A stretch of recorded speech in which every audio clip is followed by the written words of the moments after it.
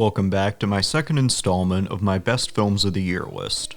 I watched over 100 new releases this year, and from those I selected the best films, the ones that restored my faith in humanity. While a lot of trash and mid-movies were released this year, I think we got some amazing pictures.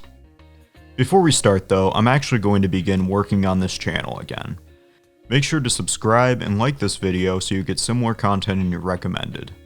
Let's get into the list with 5 honorable mentions. Rian Johnson is back with the second Benoit Blanc mystery, Glass Onion. While I think this film is not as strong as the first installment, Glass Onion is quite a lot more funny and the stakes feel larger. As always, Johnson's directing gives audiences plenty of eye candy, especially in the opening, which still is the highlight of the movie for me. This one might age poorly, but it was a fun watch in theaters. Barbarian is the most wild film of the year. I don't want to spoil it, but this film has a unique plot structure that made it so that almost no production company would produce the film. The movie was also surprisingly well directed. I loved the crazy camera angles and movements during the basement scenes that felt very Raimi-esque. The film's writer and director, Zach Cregger, is another great example of a comedian-turned-horror filmmaker, and I can't wait to see what else he's capable of. The Batman is the best superhero film of the year. Matt Reeves' reimagination of the Caped Crusader seems tailor-made for TikTok slideshow posts, and I love its vibe. At the core of this film is its great script that takes elements of Seven and intertwines them with the Batman universe. This is a promising franchise, and hopefully it stays far away from the DC cinematic universe. Jackass Forever and Jackass 4.5 are just way too fun. I put both of these films here because they can be watched back to back as somewhat of a director's cut.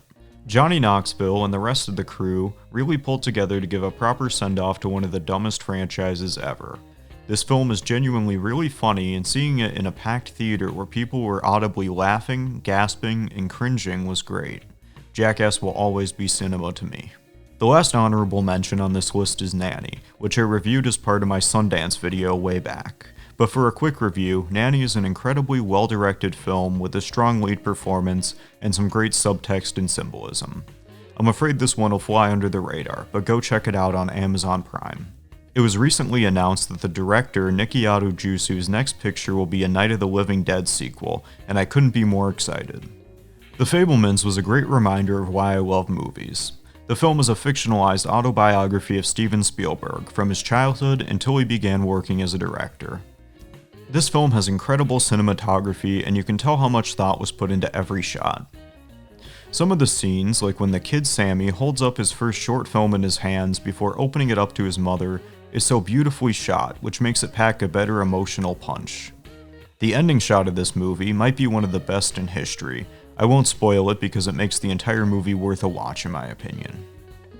I really enjoyed watching the scenes of Spielberg learning his craft. Working on short films and slowly improving your craft with each picture is something that every aspiring filmmaker can relate to. It's very comforting to watch a movie by the filmmaker who inspired me to pursue filmmaking, where he opens up about the personal struggles he faced during his childhood and teen years. I think that while this movie still shows how prodigious young Spielberg was, it still does a lot to humanize the filmmaking legend. I'm glad that Spielberg is taking on more personal projects with this film and West Side Story, and hopefully he has a few more projects up his sleeve before retiring. Is That Black Enough for You is a Netflix documentary that tells the history of black filmmaking, especially films made in the 70s as part of the blaxploitation movement. The film was directed by Elvis Mitchell and uses narration alongside sit-down interviews with numerous high-profile black stars to help examine the era. Elvis Mitchell is a very wise film critic, and you can tell he has an encyclopedic knowledge of film history. You can also tell through his narration that he has a lot of passion for the medium. The film weaves a narrative through its chronological curation of films and does a great job showing how trends and tropes grew within the blaxploitation genre. The film also touches on the important topics of tokenization, discrimination, and the eventual appropriation of the genre. Every little victory made by black filmmakers feels bittersweet when contextualized with these setbacks, yet it's so inspiring to see how current creatives have been inspired by blaxploitation films. Mitchell, alongside the other stars, also used the film to share personal stories of how individual films and performances have helped shape their careers and helped inspire them to pursue a career in entertainment. Besides being an important educational tool for Black history, the film also works great for recommendations. From popular films like Shaft and Foxy Brown, to the obscure like Space is the Place, this movie is full of great recommendations. I wish that Netflix was laid out more similarly to the Criterion Channel, so they could have made a playlist for this movie. Go watch this film, and while you're watching it, make a watch list. Decision to Leave is the latest Park Chan-wook film, and as usual, it's excellent. Park Chan-wook is one of the most popular South Korean filmmakers, and his distinct style elevates what could have been a fairly standard police procedural movie. One of the most noticeable elements of his style is his dynamic direction and the kinetic editing that brings his shots together.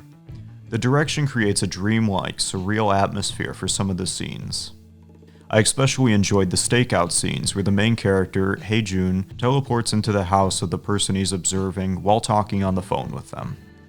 Another Park Chan-wook trademark is writing stories about some sort of a forbidden romance. The romance between the two leads is equal parts endearing and concerning, especially when it's intertwined with the murder mysteries at the heart of the story. I guess my only issue with the film is that their dynamic sometimes seems unbelievable and makes the protagonist look chronically down bad, but maybe that was the point? Decision to Leave is probably the weakest film I've seen yet from Park Chan-wook, but it's still a masterpiece and one of the best movies of the year. The Banshees of Inisherin is the best dark comedy of the year. The film is the second collaboration between writer-director Martin McDonagh, Colin Farrell, and Brendan Gleeson. Banshees feels like a more mature follow-up to their previous movie, In Bruges. The film is mainly carried by the dialogue and interactions between Farrell and Gleeson. McDonagh really knows how to write naturalistic dialogue and make it engaging for an audience. Most of the comedy in the film comes from the mundane and casual dialogue combined with an absolutely absurd plot. While this film could have become a talk-heavy mess, the performances are all outstanding. Farrell and Gleeson are an excellent duo and share incredible on-screen chemistry. Besides the two main stars, the supporting cast of Barry Keoghan and Kerry Condon really help flesh out the leads while having their own distinct, well-rounded characters. There's also some incredible cinematography in this film. The characters are shot against some breathtaking Irish landscapes that are simultaneously beautiful and hauntingly lonely at the same time. Speaking of contradictions, this film is both a dark comedy and a serious drama, but the different vibes never clash. McDonagh has such a great understanding of tone, and provides great visual and musical cues to help the audience understand how they're supposed to feel about what's happening on screen. I really enjoyed watching this movie. Go check it out on HBO Max, or just Max if you're watching this from the future. Tar was one of the most surprising films of the year for me. I went into this one only knowing the vague plot synopsis and that my friends on Letterboxd liked it, and honestly, I hope most people go into this one blind too. To give a short spoiler for your review, Cate Blanchett's performance as Lydia Tar is amazing. The way she's written and portrayed feels almost like she's a real person. Despite being a slow burn film, I never thought it dragged even on my first watch. Going back to this movie though, I was able to decipher all the hints towards the ending and some of the more abstract symbolism throughout the film. Every moment in Tar is created with such precision, it easily justifies the runtime. I'd like to talk more about this movie, but I don't want to risk giving too much away to a prospective viewer. Tar is a masterful feat of directing from Todd Field and acting from Cate Blanchett. If you like slow burn movies or dramas, check this one out. If not, I would probably avoid it. Guillermo del Toro's Pinocchio is the best animated film of the year. I dreaded watching this movie because it's the third film I've seen this year that tells the story of Pinocchio, but this adaptation quite possibly is the best one ever. In a stark contrast to the other films, Del Toro modernizes and makes the story more mature by adding some of his signature flares. Instead of taking place in the 1800s, Guillermo del Toro's Pinocchio takes place during World War II in fascist Italy, a setting that feels familiar to the one in Pan's Labyrinth. The other distinctly Del Toro flair in the movie is the incredible creature and character design. The design of Pinocchio in this film feels distinctly rough and unpolished, which, alongside the stellar claymation, helps stylistically differentiate this movie. My favorite redesign, though, is the blue fairies who take on a sphinx-like, biblical angel appearance. Both of these elements help support the deeper themes that this film explores. Instead of just being a straightforward story about the dangers of disobeying your parents, this Pinocchio looks at the dangers of fascism and the fragility and value of human life. The film takes numerous jabs at fascist regimes and the pillars that support them, like the clergy, military generals, and opportunistic businessmen. Alongside a searing condemnation of fascism, this movie also explores the idea of mortality through its immortal protagonist. The ending narration from Ewan McGregor genuinely made me sob. I'm sure this film, alongside Puss in Boots, is sending a lot of kids into their existentialist phases. Everything about this film is almost perfect. Guillermo del Toro is an amazing creative, and I can't wait to see what project he tackles next. The first 2/3 of Ti West's X trilogy are incredible horror films.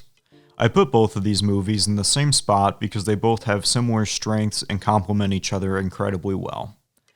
The two films both share incredible direction, a great lead performance from Mia Goth, and some good scares. The direction from West is incredible, and I enjoyed how the films borrowed the aesthetics and cinematic language of Texas Chainsaw Massacre and The Wizard of Oz respectively. Of course, the eras these films were made in were only one half of the inspiration behind them. The series so far has also chronicled the history of adult films. West cited a film called The Farmer's Daughters for inspiring the plot of the film being shot in X, and to help promote Pearl, they made a website called Pearl's Peep Show, with a myriad of vintage explicit movies. I think exploring how both popular and adult movies share a tangential history is an interesting topic, and I wonder what Maxine is going to be about. If you've been on TikTok in the past year, you've likely heard at least one sound from Mia Goth's performances as Maxine in Pearl. She's definitely the breakout star in both movies, and for good reason. Since X was made first, I don't think West and Goth truly realized the goldmine their relationship was, but with Pearl, Goth becomes truly terrifying.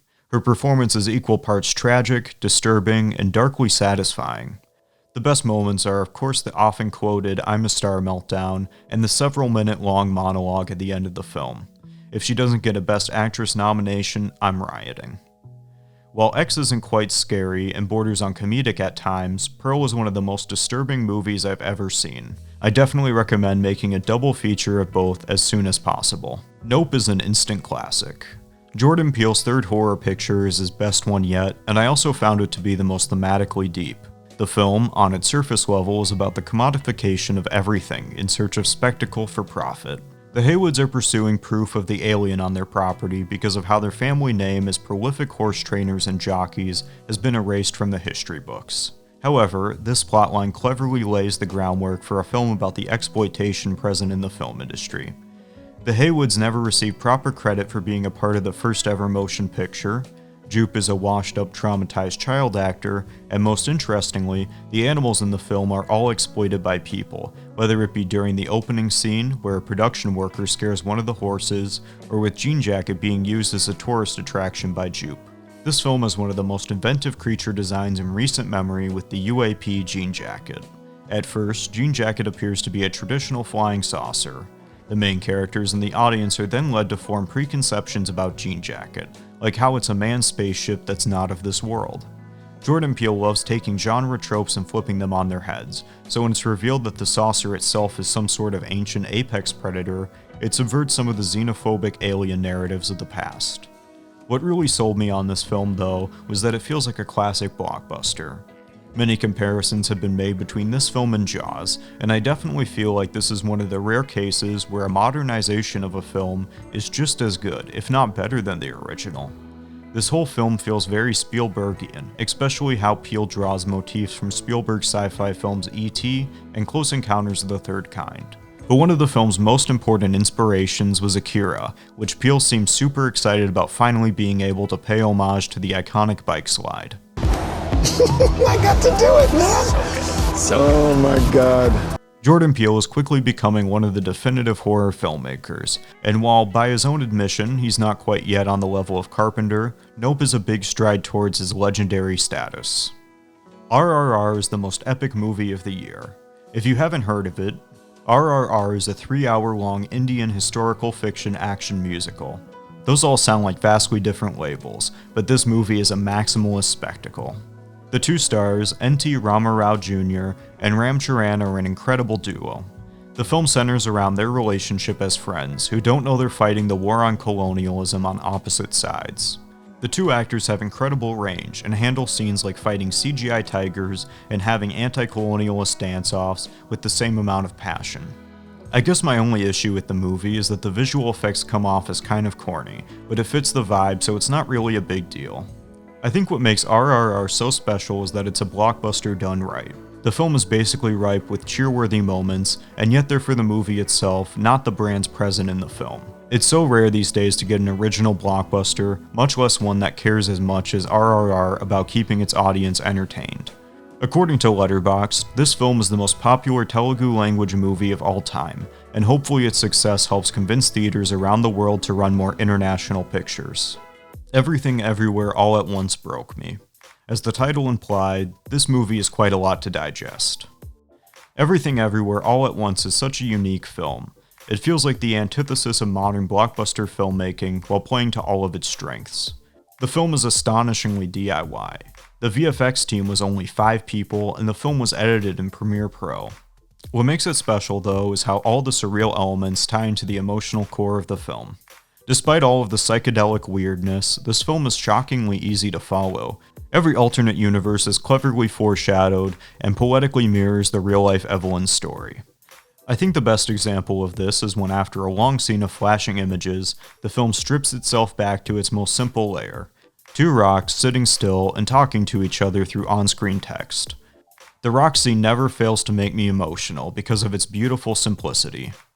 Of course, all the crazy moments in this film were equally enjoyable. Directors and Adult Swim infomercial alumna The Daniels really know how to make an audience laugh.